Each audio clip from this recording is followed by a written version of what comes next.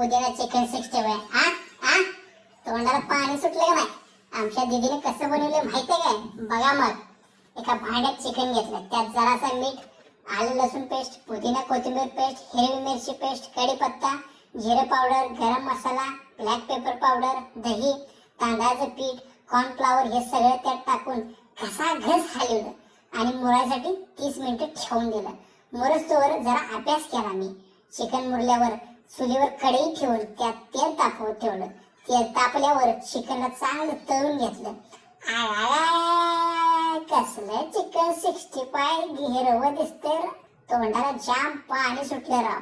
चिकनच्या वासानं आमचं वऱ्या झोपल्याला उठून जागे झालं. दोघांनी असं कॅमेरात चिकन दाखवून पोटभर दाबून हाना खाल्लं. चिकन हाणून झालं ठरल्याप्रमाणे भांडी घासायची होती. त्यात वऱ्यानं हळूच कलटी मारली. गावलो मी एकटाच. मग बसलो भांडी धुत.